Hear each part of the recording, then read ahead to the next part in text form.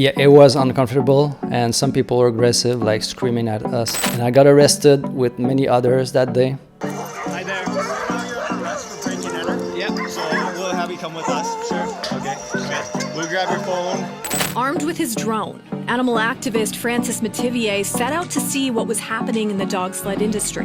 They sleep, they defecate, they urinate, they eat, all in the same area. In the same circle, basically. Yes. So it was dirty.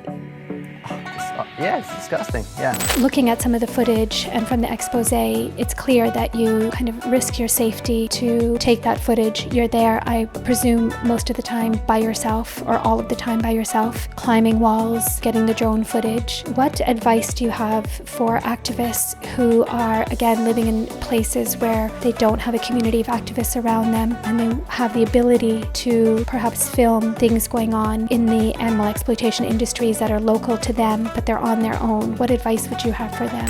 Because animal abuse and cruelty in factory farm is rampant, and they cannot do the job that they're supposed to do. So anyway, we did that sitting. I got arrested also.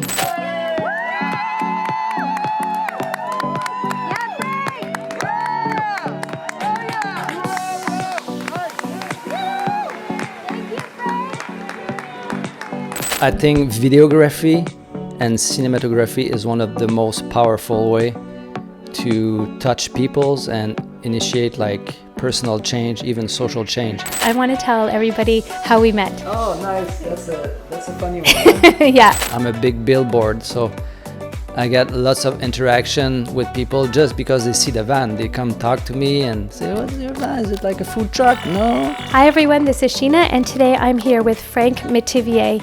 And Frank is a animal rights activist from Quebec in Canada, and he kindly agreed to sit down and have a talk with me about his activism. How are you? I'm very good and excited to be sitting with you right now. Yeah, me too. It'll be fun. Yeah, I can't wait. Yeah. So before we get into the amazing activism that you've done, tell us first about how you became vegan. Yeah, I switched to the vegan lifestyle just over 5 years ago. I was on a surf trip in Indonesia, and at that time I was already vegetarian for years, and I just came across a bunch of videos and documentaries and film and speeches on the net, and I learned about the dairy industry, the egg industry, and all the other ways that we use and exploit animals, and I was like, what? That was it for me. I couldn't support all those industries that harm animal, and it was not enough. I was saying to myself, I cannot just sit there and do nothing. I felt like a really strong calling to do stuff, to expose what I just learned. And to be honest, I had no idea what to do. I was Googling, okay, what do animal rights activists do? So that's kind of how I start also my activism journey. Yeah, excellent. So that was my other question. Yeah. How did you get involved with activism? Well, I was just trying to figure out what an activist do. Obviously, I knew about protests. That's what most people know about activists. It's like, oh, they protest with signs and stuff. Mm-hmm. And yes, that's one of the part. But then, there's so many other ways we can advocate for animals and spread awareness. And I remember being in a plane coming back from Indonesia, freshly vegan, and I was flying back to Quebec, where I'm from, and I was writing a bunch of things that I could potentially do as an activist. And the first thing that I've done, it was a rodeo protest in Quebec City. After maybe 2 weeks of being home, I was like getting on social media, trying to find organization to join, and there was this rodeo protest. So I went with my sister to Quebec City, and it was interesting to say the least. Yeah. And what did you learn from that protest? I learned that a lot of people are resistant. Obviously, we were there to say that what these people were doing was kind of wrong. So I can understand their side, but it was a very peaceful protest. Actually, it was a silent protest with just old signs in front of the entrance where all the customers and the people were going in. But yeah, I just realized that it's getting it's going against the grain, against the norm. Okay, rodeo has been there for a long time, as we know. A lot of people oppose that, but a lot of people don't do anything about it. So as activists, we oppose certain things that we don't think it's moral or right, but we go a step further and we push this this norm that we don't believe it's right. Right. Yeah. And was that hard for you when you went to your first protest? A protest like that, as we know, at a rodeo, can be quite confronting, could even probably border on the side of there being a lot of aggression there or a lot of anger there. Was that something that came easily to you, and how did you, or if not, how did you kind of push through it? That's another good question. And yeah, it was uncomfortable, and some people were aggressive, like screaming at us. I'm not a person who likes aggression. Yeah. So I can understand their side because that's probably all what they know, but it's still not something that I resonate with. So it's always challenging when we do, or I do, any kind of activism that has a lot of or more aggression or resistance. I mean, I do a lot of outreach and I get a lot of resistance, but it's usually not aggression. But yeah, rodeo are one of those events or protests that it's more challenging. Yeah. And so obviously you didn't let that discourage you, and you continued to do activism from there. What are the kind of events you did post that event? Yeah. Soon after, I just joined a street outreach organization called AV, as you know also. It's called A Cube of Truth. So yeah, I was in Montreal. We just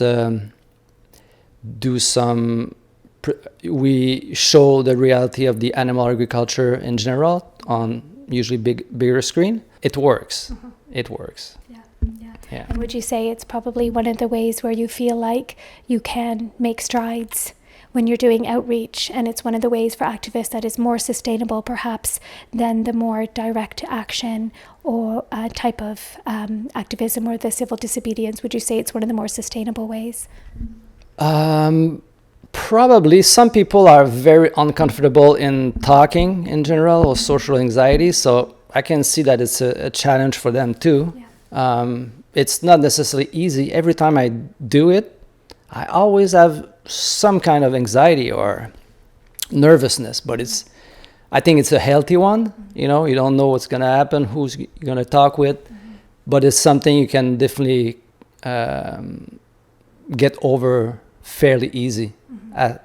And the more you practice, the more you know yourself, and it's also healthy to take some pause or breaks in any activist journey, because it is taxing at the end. But yeah, to answer your question, yeah, I think it's definitely something that someone can sustain fairly longer time than doing just civil disobedience all the time and being arrested and it's a good entry, I think, to activism. You learn a lot of you just meet so many people as well, and it's fulfilling. Yeah, fulfilling, and you get that sense of community kind of straight away when you start doing outreach. Totally. Yeah. Because oftentimes when you're new to activism, or you just went vegan, and you might feel isolated, like you're the only one that exists. Mm-hmm. But then when you join those group or those events, there's more vegans than I thought, finally. Yeah. So it's kind of refreshing, and It is, yeah. Yeah. And having that sense of community is so important. And we, as well as most of the public, need that sense of community with whatever we're doing, especially if our lives have changed a lot from the kind of things that we used to do. And then we become an activist. We still need that sense of community. In 2021, you set out to expose the sled dog industry. That was a very risky, very brave action. I found a lot of dogs suffering. Uncovering the terrible treatment of Canada's working dogs. Nobody thinks they would have to shoot a dog. I had to find out if this was true. Would you consider your kennel to be a safe place for your dogs to be? Can you tell us about why you chose sled dogs? Yeah. Just prior to do my investigation that took over a year, I was part of, we call it a lockdown. So it's a civil disobedience. We went to a sled dog company, and at the time I had no idea about sled dog. I was like anybody else. I saw, advertisement of sled dog pulling. Yeah, actually, maybe we'll back up. Maybe you can tell us a little bit about what you do know about the Canadian sled dog industry. Yeah, the sled dog industry in Canada is it's a fairly big industry. And they promote all the sled dog companies, and there's probably 100 just in Canada alone. So there's many. They range from 10, 15 dogs to 300 dogs. So, yeah, most people, including me, what I didn't know and most people don't know is how they live most of their lives. We see advertisement of sled dogs pulling sled, obviously, and they look happy, and I don't deny they're happy when they're pulling a sled, but this time is, I don't know, maybe 5% of their lives that they do that, or not even. So yeah, we have to understand that sled dog companies are there to make profit with the dogs that they have on their kennel. And most of them are chained to a short chain, like 5-6 feet. So they go in circle pretty much nonstop. And all summer long, most sled dog companies, that's how they keep their dogs. And even in the winter, when they're not pulling a sled, they're back to their little chain and little hut. So because they're considered, they have different legislation than dogs that we consider pet. Because if you or me would keep their dog at home on a leash like that, you could go to jail for animal abuse and cruelty.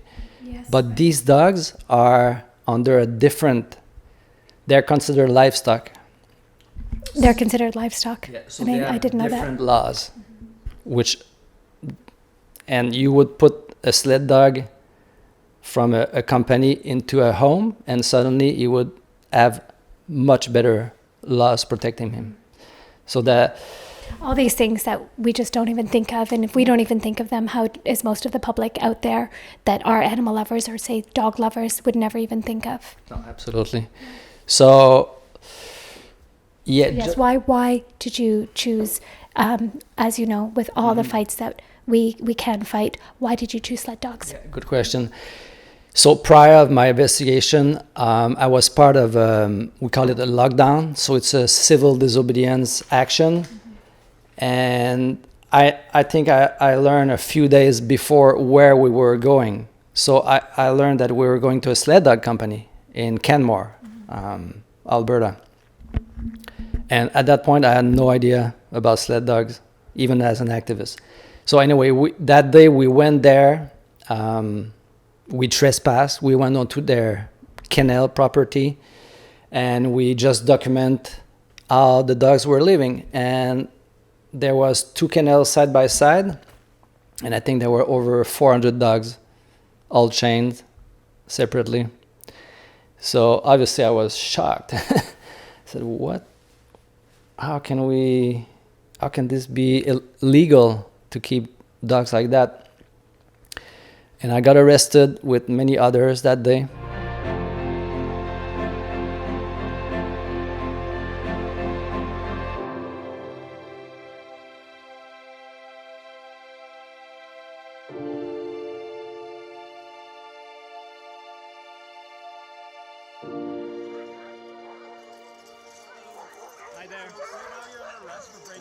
Yep. So we'll have you come with us. Sure. Okay. Good. We'll grab your phone. And not long after, that's when I got the idea of, I wanted to know more about all the other companies. Is it like an isolated case, those two companies? Or is it the norm in the industry? So yeah, I had a drone at that time. I said, oh, that's probably a good way to see how they live like everywhere. So I left from BC during the winter, and I drove all the way to Quebec, and I was on Google Maps, I was trying to find as many companies as I could, and then go there, go in the bush, whatever, fly the drone and get as many good footage as I could, just to show the people that, okay, this is not one bad apple, this is the whole tree is bad. So, and then there was a lot of other activists wanted to expose this industry too. So we kind of got together, and CTV made an exposé with a lot of my footage, a lot of other activist footage, to expose this industry as a whole, and it's very good. I spent pretty much almost a year total crossing the country and trying to get as many companies as possible. Armed with his drone, animal activist Frank Metivier set out to see what was happening in the dog sled industry. He flew his drone 66 times over 30 kennels in Canada, searching for sled dogs in rural and remote areas of Saskatchewan, to densely forested kennels tucked away in quaint parts of Quebec, to large operations closer to city life in Ontario.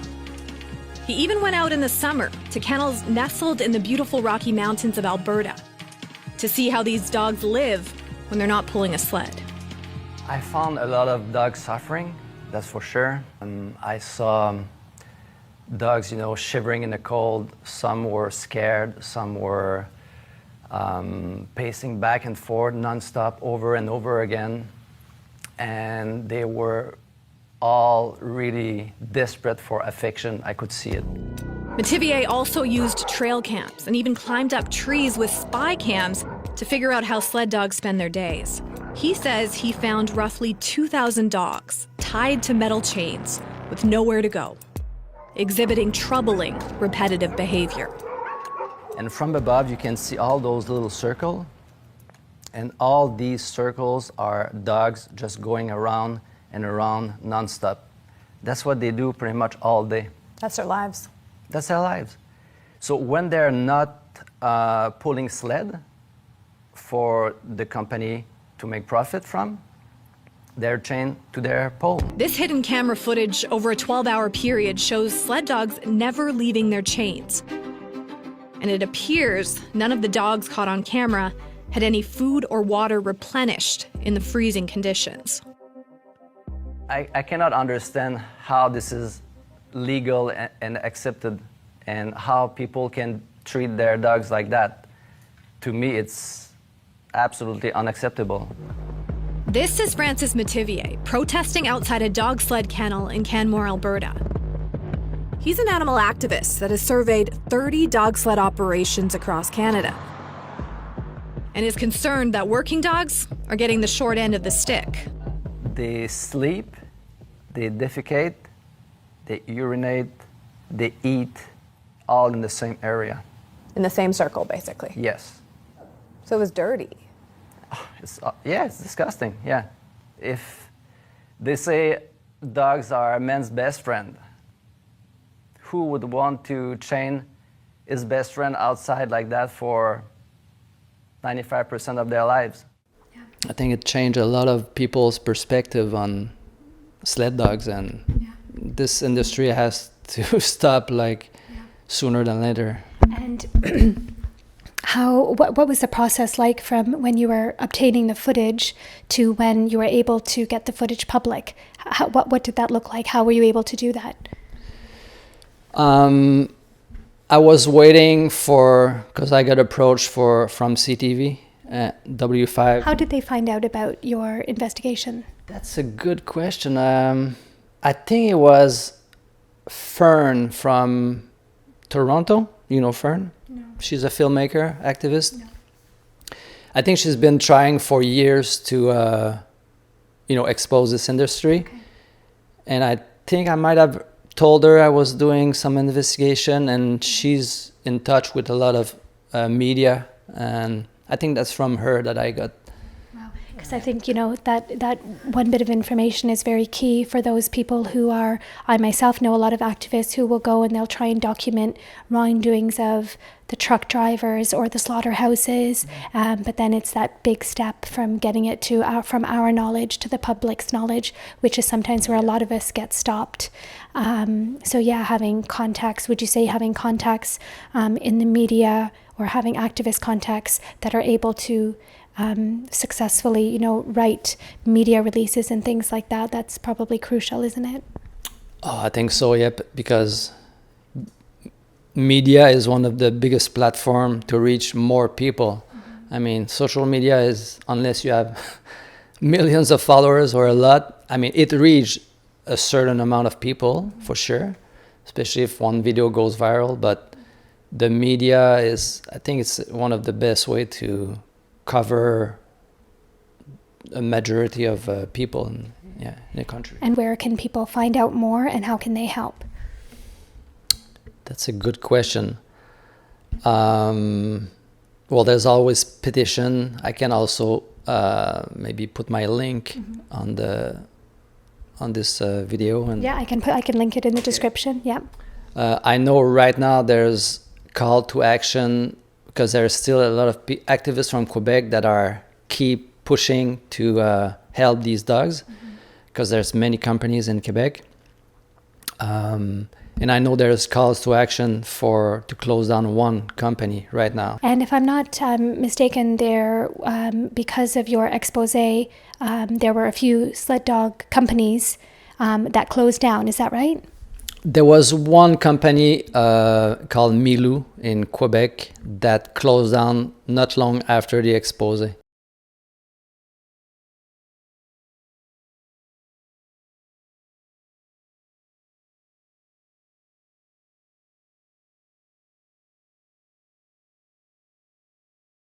And it's not only because of me, because a lot of activists back in Quebec and Ontario are also pushing to help these dogs and find them. One definitely closed. I think now it's a new owner, but I think they have much less dogs. It's probably not perfect yet. They still have, I think, a company, but I think the new person gave away like maybe 60 or 70 dogs to be adopted, which is already a good step. Yeah. But it's far from over, because there's so many other companies. But looking at some of the footage and from the expose, it's clear that you kind of risk your safety to take that footage. You're there, I presume, most of the time by yourself, or all of the time by yourself, climbing walls, getting the drone footage. What advice do you have for activists who are, again, living in places where they don't have a community of activists around them, and they have the ability to perhaps film things going on in the animal exploitation industries that are local to them, but they're on their own? What advice would you have for them? Great question. I mean, there's we can document a lot of animal abuse and how animal lives legally, like going to a slaughterhouse and waiting for a truck to come. You can always film, and it's not illegal. So if it's calling you, I would definitely say go for it. We need so much more activists and people that try to advocate for the animals and expose these industries, because they're huge. If it's something more illegal that that you could be potentially arrested for your action. I mean, I was ready to do it many times, and I still do investigation like that. It's definitely a personal choice. Not everybody needs to do that, but if it's calling you, I would say listen to your heart and be careful. Obviously, we don't want to go to jail, but I think sometimes it's needed for the movement to go forward. And there's so many things we can do as activists, as I said, that choose the thing that resonate the most with you. Yeah. And it's going to be beneficial for the movement for sure. Yeah. It's never going to harm the movement, isn't it? Is it? No. Yeah. No. Yeah. Excellent. I love that. Yeah. Yeah, absolutely. What other kind of actions have you been taking part in? Like civil disobedience, you mean? Well, I guess apart from the outreach events that you do, yeah, civil disobedience or anything else? Yeah, I've done like a couple more civil disobedience. Well, the Sled dog, the first one, or that was the second one. But prior to that, I did we call it a lockdown. In Alberta, it was a turkey farm as well. Mm-hmm. So we went on their property, in the barn of the turkeys, also to document how they live. And it was supposed to be a free range. Well, it was a free range turkey farm, and obviously they were all cramped into this barn. They had one little door to go outside in a little park. That's what they call free range, but most of them were inside. So that was another thing I've done to document. I was not arrested that time, but other activists were months after the event. I did also a sit-in, a peaceful sit-in at the SPCA about a year and a half ago. BCSPCA in British Columbia is supposedly have the mandate to enforce the laws or the animal abuse in factory farm. And obviously they cannot do that because they are a private organization and they don't have the infrastructure or the people to do that. And they agree with that. So we were asking the CEO to step off the stand that they have, the power that they have kind of thing, to have another organization who could do the work more efficiently. Animal activists are calling for the SPCA to stop investigating animal cruelty. Protesters have been making their voices heard at the SPCA head office in East Vancouver. They're demanding the organization stop its animal cruelty investigation and enforcement. They call the SPCA a private charity, one that's not doing a good enough job enforcing animal cruelty laws.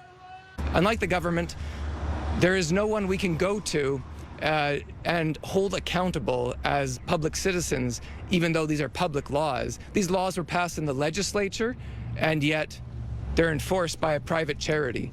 Because animal abuse and cruelty in factory farm is rampant.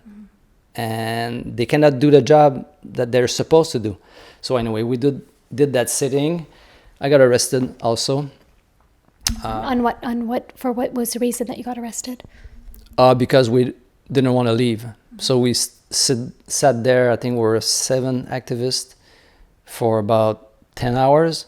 And obviously, I think there was 25 police car that came for 7 peaceful activists.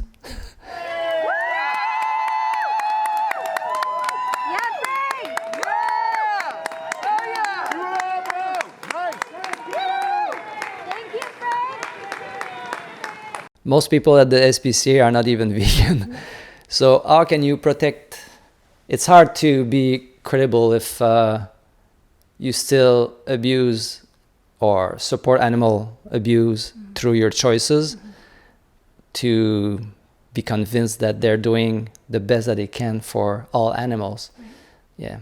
You and I, and I'm sure many of the viewers and listeners would agree that video and documentaries are a great way to spread awareness about the plight of animals. So I think it was this year you have written, directed, produced, and filmed a short film called The Disconnection. Can you tell us why you decided to make this type of film? Mm-hmm. Yeah, first of all, I want to say that I think videography and cinematography is one of the most powerful way to touch peoples and initiate like personal change, even social change. How many of us vegans and activists went vegan because of we saw a clip, a video, something visual? I think most people at least had some impact with seeing a video or a clip or a documentary. I kind of wanted to highlight the disconnection that people have when it comes to eating animals or animal products. And I was there before. We are so disconnected from the products that we buy. We don't see the animal behind this chicken breast or cheese or milk. Or so I tried to find a way to make normal people that still eat animal products connect with the animal products that they eat, and also highlighted the compassion and the empathy that most people have. They already have compassion and empathy. We can see that with their animal companion. They love them and they would never hurt them. So there's this part of the film that shows how people are good, but then they support horrible things at the same time because they're disconnected. Right. Yeah. The likelihood of life on planet Earth defies all odds.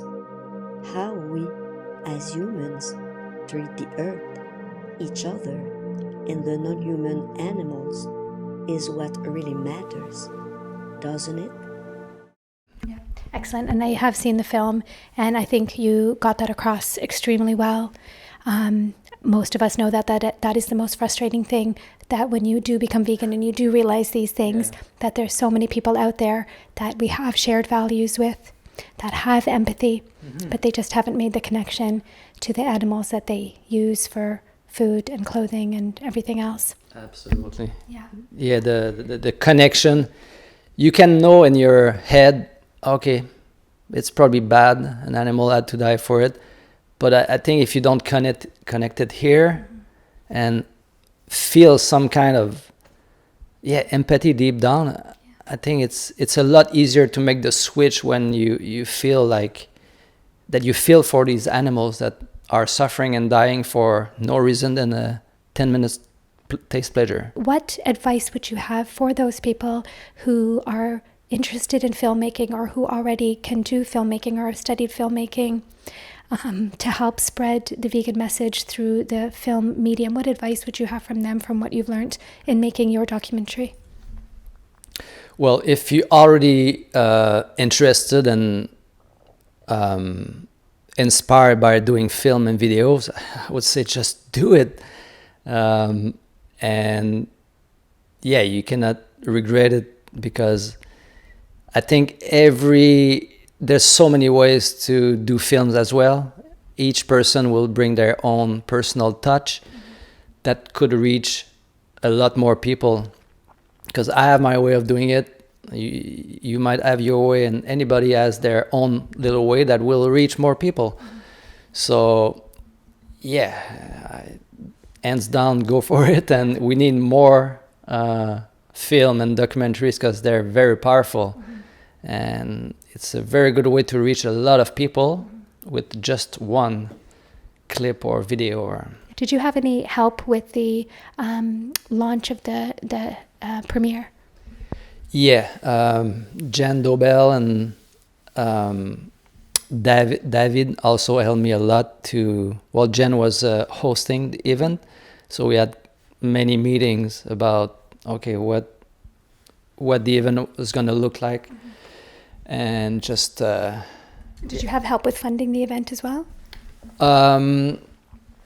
Funding the event, not necessarily, but I had a lot of I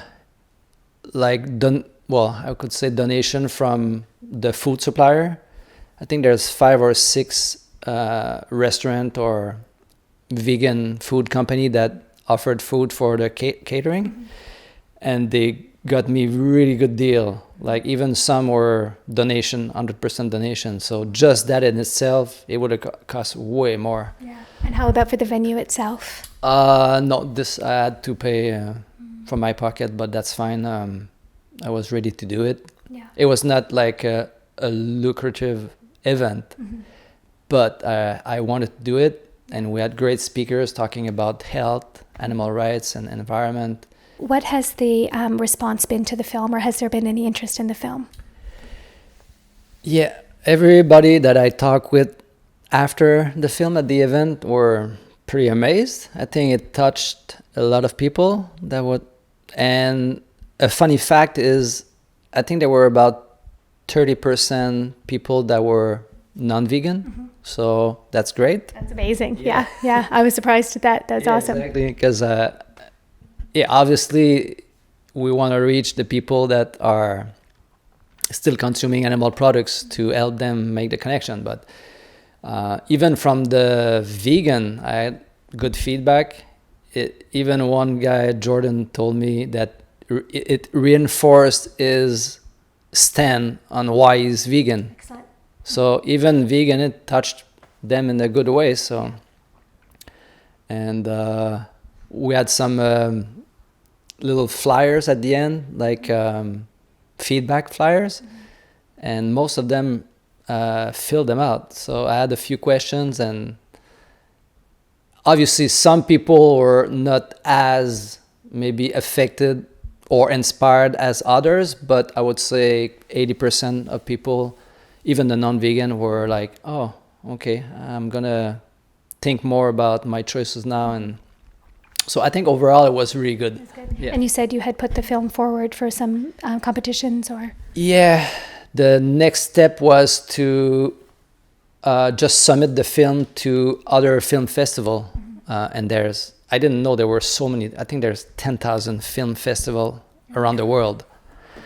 And I think I submitted to about 53 so far, but it's not free. So every time you submit, you need to pay a certain amount, but that goes with it. I made the film, I'm ready to pay a certain amount to promote it. And even if it doesn't win any film festival, at least some people, the judge will see. Exactly. So it already has some effect. And if it can win 1 or 2 or maybe more, that would be even much bigger, because it's going to spread more awareness. Exactly. And I had good feedback so far. Yeah.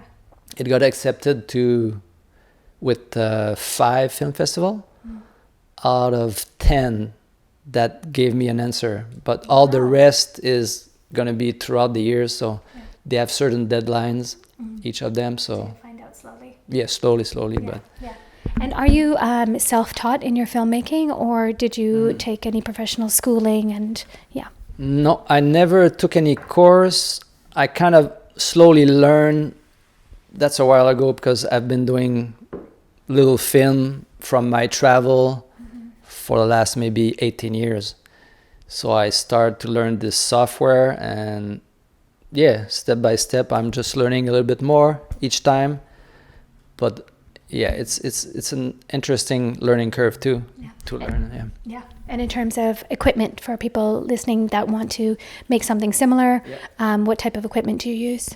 Personally, I just have a Mac laptop, and I use Final Cut Pro, and this is pretty much all you need.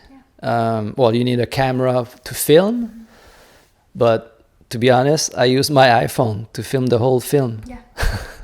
And the drone footage. But nowadays the camera from the phone are so good quality that, and I have a little gimbal, makes it more professional. So it's a stabilizer. And it's not that expensive to improvise yourself, filmmaker, or obviously you can have a bigger camera and stuff, but it's not necessary, at least to start. Absolutely. Yeah.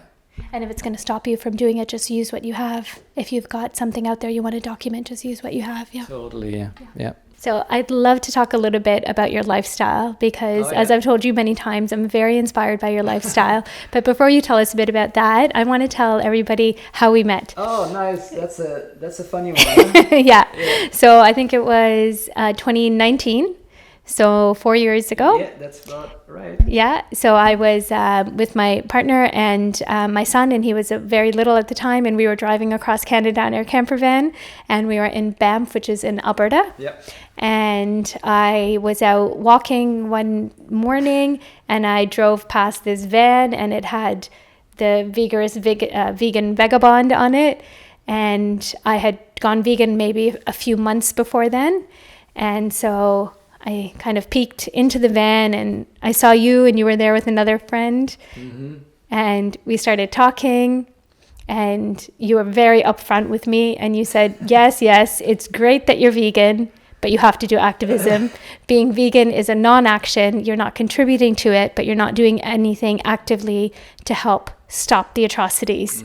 And you said it so kind of flatly and plainly. I was a bit like, okay, this is serious. This is serious. I hope we didn't scare you, because I was with an activist named Sarah.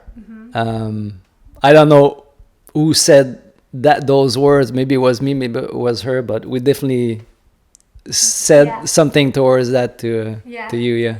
And I did. I mean, I took it very seriously, and I went off thinking, I have to do more. I have to do more. Like, I just have to do more. And they're so right with what they're saying. And then, of course, we had the pleasure of meeting many times after that for the Meet the Victims 3 years ago in Ontario. And then again here in Vancouver, we've been doing lots of actions together. But yeah, so your lifestyle. So tell us a little bit about your lifestyle. My lifestyle has been pretty much nomadic and a traveler since I was a teenager. So it's not a new thing that I travel almost every winter, try to escape the Canadian winter.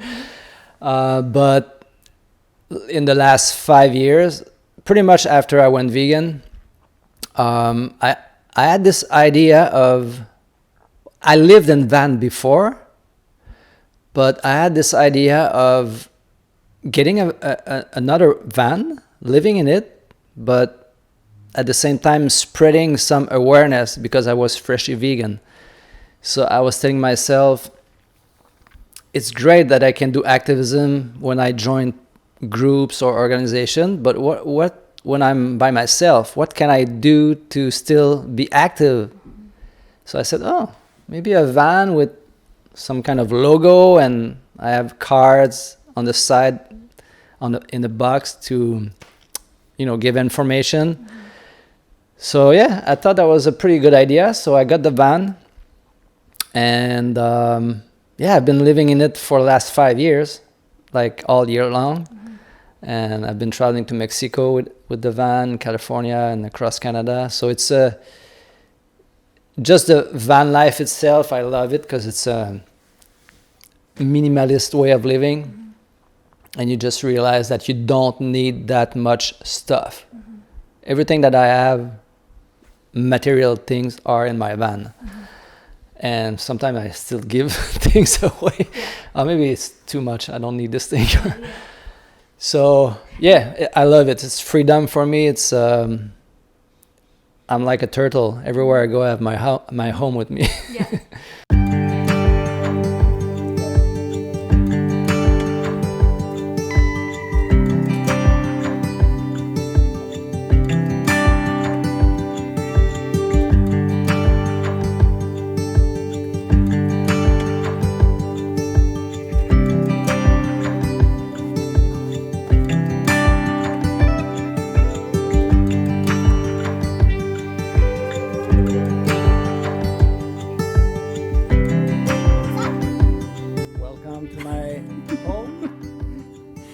Show us around? Sure. Okay. Have a little look. Awesome.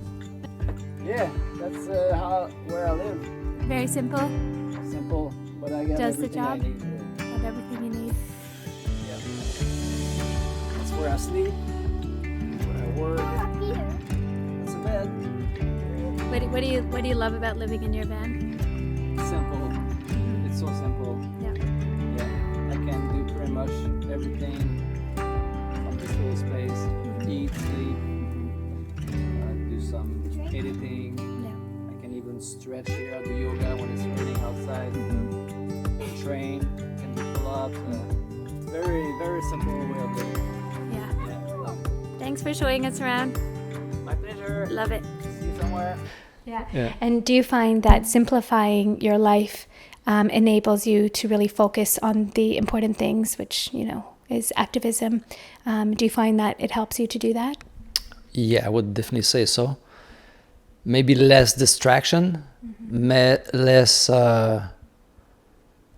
I wouldn't say commitment, but less, I don't have a mortgage, less things to worry about material-wise.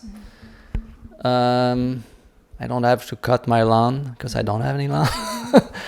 It's not necessarily for everybody, but I think it's getting more, I would say, popular, or it's appealing for more people. One, because just renting and buying houses is super expensive.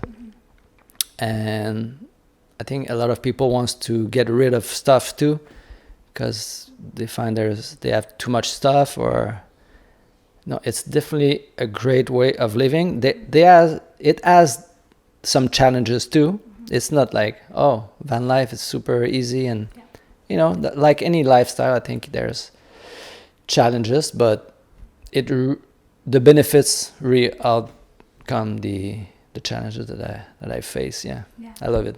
And can you tell us a little bit about what you think the benefits of specifically being a nomadic animal rights activist are? What are the benefits of that?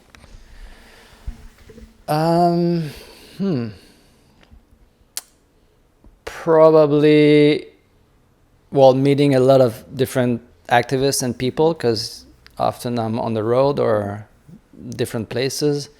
So to connect with more people than just your circle, maybe. That's probably one of the...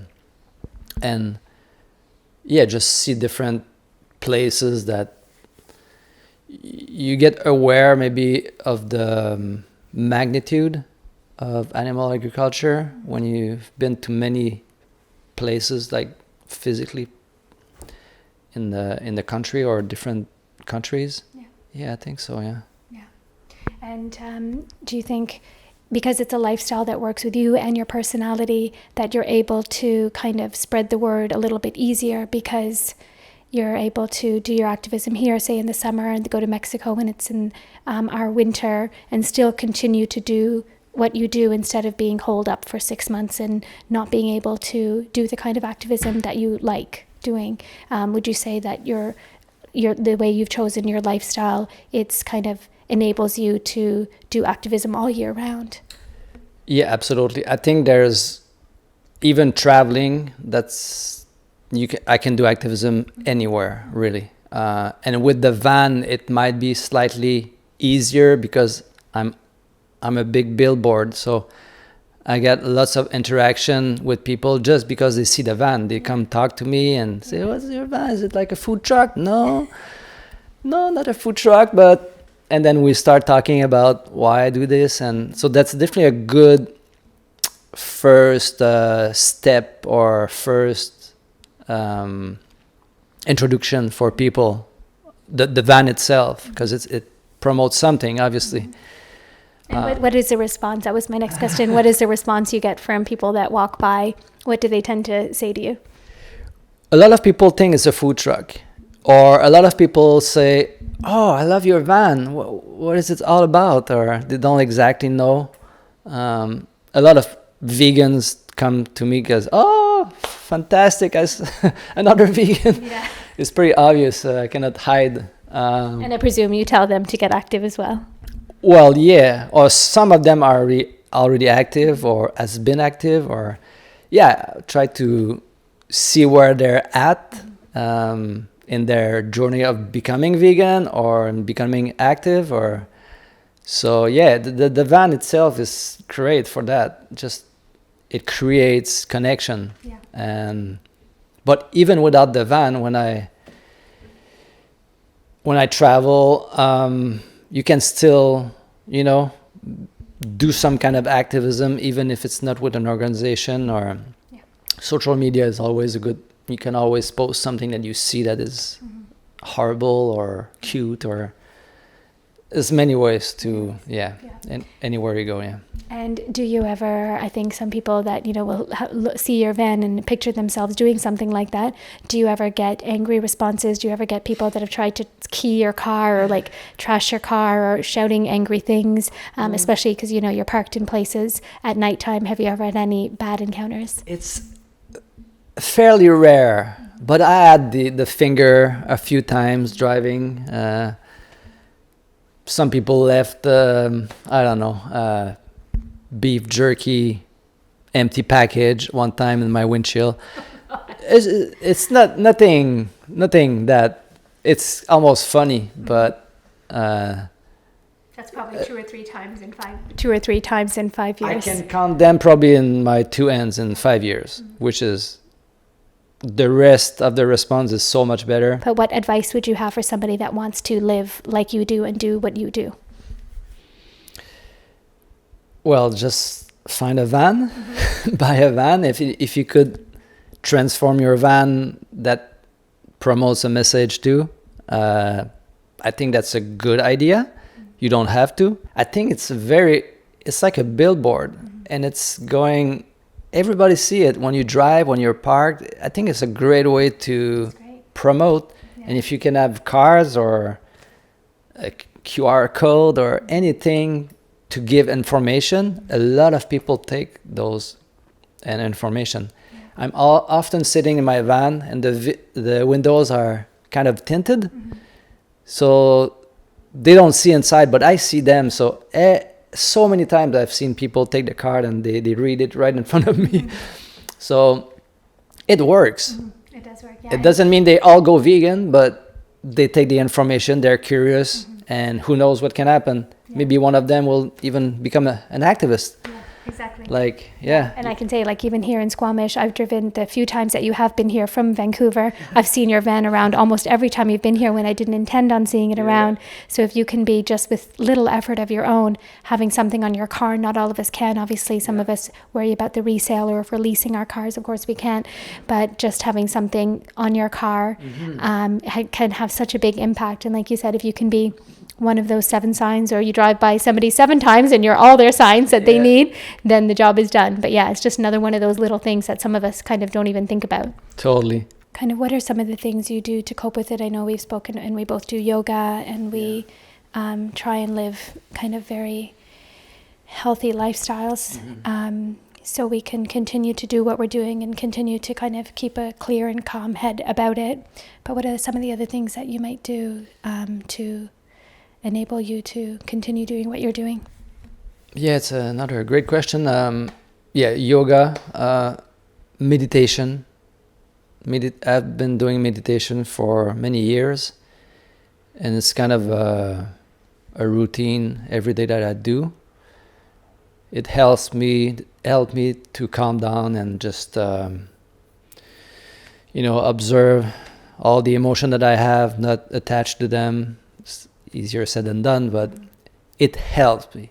It doesn't mean it's the solution to all problems, but it does help me. Being physically active definitely helped me. There's so much benefit of doing activities, whatever. I love surfing, climbing. For you or anybody else, could be anything else. I think being active in a certain form regularly really is healthy. I think mental health and physical health goes hand in hand, and we need both. Yeah.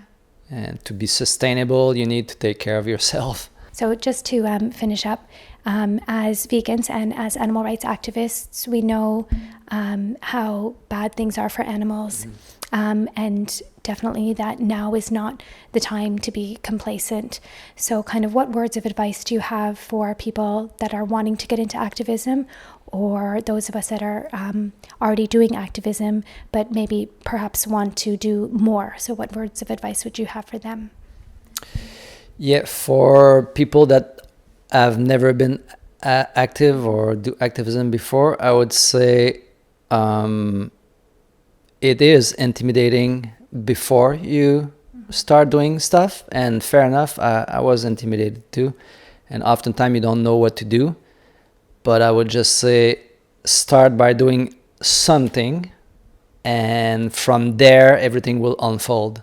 I didn't know what to do. I went for a rodeo protest at first, and then I think you find your way as you start doing it, and finding what most resonate with you, with your skill, with your passion. If you can join activism with your passion or skills that you're already doing, I think that's the most sustainable, because you don't want to do activism if you don't like exactly this, let's say, specific thing, or if you don't like protest and you hate it, you have anxiety and all the time, and maybe don't do it. Do something else that you feel a little bit better about it, or very good. It's gonna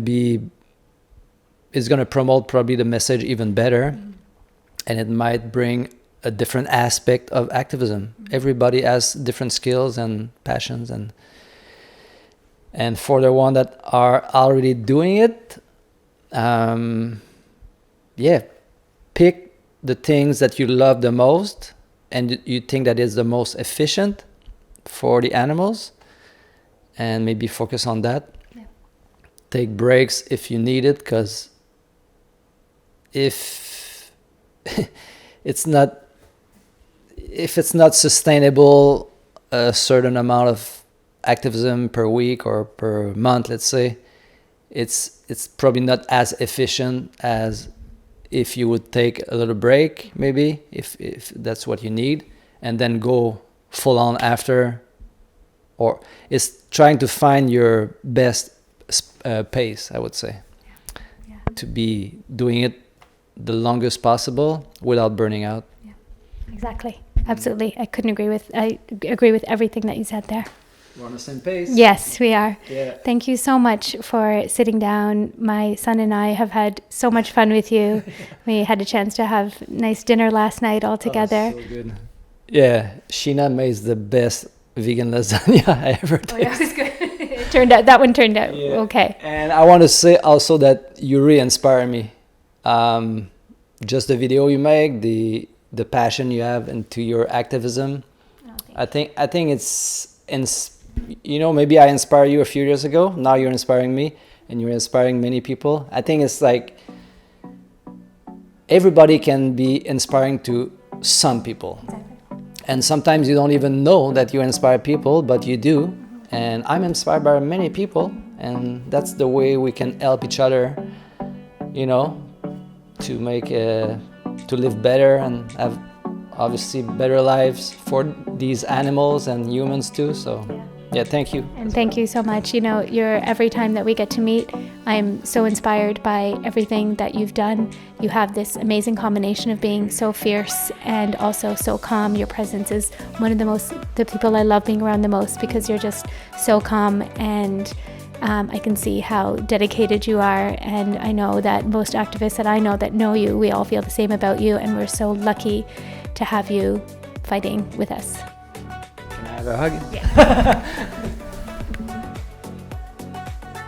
That's great. Yeah. Thank you, That's amazing. Sheena. Thank you. Awesome.